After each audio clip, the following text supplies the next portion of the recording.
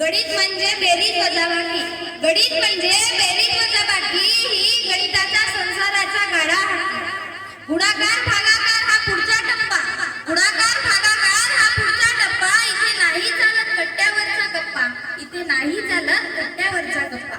गणित म्हणजे केवळ आकड्यांचा खेळ नाही, हे विश्वाच्या आत्म्याची भाषा आहे. असे म्हणणारे तर अनेक विद्वान झाले, पण या विश्व भाषेतील देवदूत म्हणून ओळख मिळाली ती म्हणजे एकाच व्यक्तीला, आणि ते व्यक्ती म्हणजे श्रीनिवास रामानुजन. यांचा जन्म 22 डिसेंबर 1887 रोजी तमिळनाडूतील कुंभकोणम या छोट्याशा गावी झाला. वयांच्या पाण्यात जन्मलेला जो दुर्लभ सूत्रांचा राग, वयांच्या पाण्यात जन्मलेला जो दुर्लभ सूत्रांचा राग, शाळेतील प्रत्येक प्रश्नाला तो देई सहज उत्तर भाग. संख्या माझ्याशी बोलतात, संख्या माझ्याशी बोलतात, त्याचे बालपण सांगत असे. ज्ञानाच्या सागरात डोके बुडवून तो मोती शोधत असे. रामानुजन यांच्या बालपणापासूनच अंकांशी प्रेमाचा संबंध होता. त्यांना लहानपणी गणिताची इतकी मोहिनी होती की ते इतर विषयांच्या तुलनेत गणिताच्या प्रश्नांमध्ये हरवून जात असत. वयाच्या 15व्या वर्षी त्यांना synopsis of elementary result in pure mathematics हे 5000 सूत्रांचे पुस्तक मिळालं, आणि त्यांच्या आयुष्यातील गणिताचा प्रवास हा अक्षरशः अशा वेगाने उंच भरारी घेऊ लागला. एक दिवस हार्डी वाचतो भारतातून आलेले पत्र. एक दिवस हार्डी वाचतो भारतातून आलेले पत्र. सूत्रांच्या पावलावर पाऊल टाकत उलगडत आश्चर्यचक्र. केम्ब्रिजच्या दालनात जेव्हा चमकला भारतीय तारा, केम्ब्रिजच्या दालनात जेव्हा चमकला भारतीय तारा, जग म्हणाले हा रामानुजन संख्यांचा देवधीश खरा. रामानुजन आणि हार्डीची भेट ही विज्ञानातील सर्वात सुंदर कथा मानली जाते.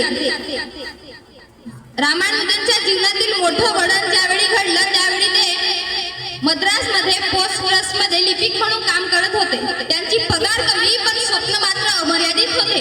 त्यांनी आपल्या शोधांची सिद्धांतांची एकूण 9 ते 10 पानं गोळा करून केम्ब्रिजमध्ये थेट महान गणित तज्ञांना पाठवली.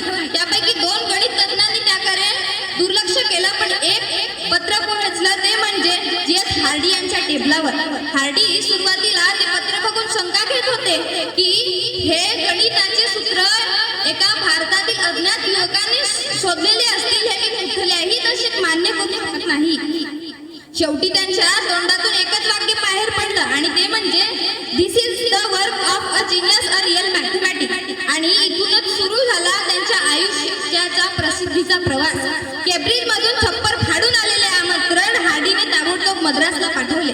या मुलाला केम्ब्रिजला पाठवा, जगाला त्याच्या कार्याची गरज आहे. 1729 संख्या आली टॅक्सीच्या मागोमाग. हार्डी म्हणे साधीशी आहे पण दडलाय त्याच्यात गुढ सुहास.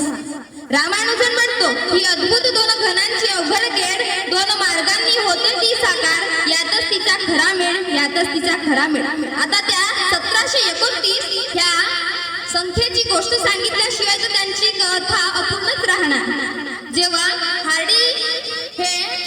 हार्डी हे रामानुजनला भेटण्याकरता रुग्णालयात गेले त्यावेळी हार्डीच्या टॅक्सीचा नंबर होता 1729. त्यावेळी हार्डी म्हणाले हा अंक तर किती कटाकटीचा आणि कंटाळवाणा वाटतो. तेव्हा रामानुजननी क्षणात उत्तर दिला, नाही सर, 1729 तर ही तर अत्यंत मनोरंजक संख्या आहे. ती 2 वेगवेगळ्या संख्येने 2 वेगवेगळ्या प्रकारे तयार होणारी 2 वेगवेगळ्या घनांच्या बेरजेने तयार होणारी एक संख्या आहे. 12चा घन अधिक 1चा घन बरोबर 1729 ते 10चा घन अधिक 9चा घन बरोबर 1729. हे ऐकून हार्डी आश्चर्यचकित झाले. ही गोष्ट फक्त एका संख्येची नाही, तर जिथे इतरांना साधेपणा वाटतो तिथे आनंद शोधण्याची एका प्रतिमेची आहे. संख्या म्हणजे भावना. संख्या म्हणजे भावना. योग्य डोळे असले की त्या दिसतात, अशी त्यांच्या जीवनशैलीची काव्य अनुभूती होती. ते अतिशय अल्प काळ जगले, केवळ 32 वर्षे. पण या 32 वर्षात त्यांनी गणिताच्या महासागरातून असे मोती शोधून काढले की आजही जगातील अनेक गणित तज्ञ त्याच्या संशोधन करीत आहेत. शेवटी मी एवढेच म्हणणार की गणिताची गोडी आताच लावा थोडी थोडी. गणिताची गोडी आताच लावा थोडी थोडी. सरावाने सुटतील जीवनातील फोडी.